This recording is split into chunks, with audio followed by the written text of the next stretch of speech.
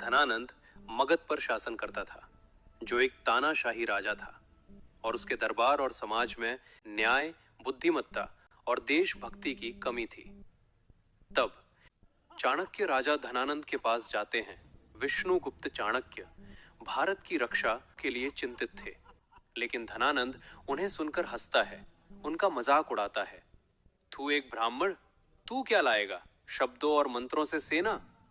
मुझे वीर चाहिए, सेना चाहिए। मैं ऐसे गुरु भस्कर नहीं चाहता। उन्होंने तय किया कि यदि धनानंद साहस और निष्ठा नहीं दिखा सकता, तो उन्हें एक नया वीर, एक नया राजा, आजाद भारत का नेता तैयार करना होगा। इस अपमान और निराशा में चाणक्य की आंखों में आग जल उठती है।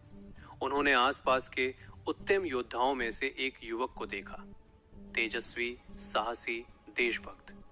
चाणक्य ने उसे अपने शिष्य के रूप में लिया। उसका नाम रखा चंद्रगुप्त। चंद्रगुप्त को गुरु चाणक्य ने राजनीति, युद्ध, रणनीति, कुशलता सब कुछ सिखा दिया। समय के साथ चंद्रगुप्त ने जनता के बीच लोकप्रियता पाई। लोग तानाशाही और अत्याचार से त्रस्त थे। चंद्रगुप्त की सेना और निर्णय से बगावत की तैयारी में थे। धनानंद का राज्य कमजोर हुआ, तभी आक्रमण की बातें फैलने लगीं। पूर्व से, पश्चिम से साम्राज्यों की आंखें भारत पर टिकने लगीं। एक ओर सेल्यूकस निकेटर, यूनानी साम्राज्य का शासक, सुन रहा था कि भारत में सत्ता बदल रही है और उसके पूर्वी सीमों का इलाका अस्थिर।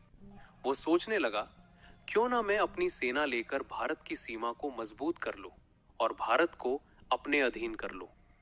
लेकिन भारत की धरती पर अब बदल चुका था। चाणक्य और चंद्रगुप्त तैयार थे, जनता साथ थी। जब यूनानी सेना भारत की ओर बढ़ी, तो चाणक्य और चंद्रगुप्त ने युद्ध की रणनीति बनाई। युद्ध हुआ, तलवारें बजी, घोड़े टकराए, युद्ध चिन्ह और ध्वज लहरा रहे थे। लेकिन चाणक्य की बुद्धिमत्ता और चंद्रगुप्त की वीरता ने सबको चौंका दिया। युद्ध के बाद यूनानी सेना पराजित हुई कि इस धरती को जीतना आसान न होगा।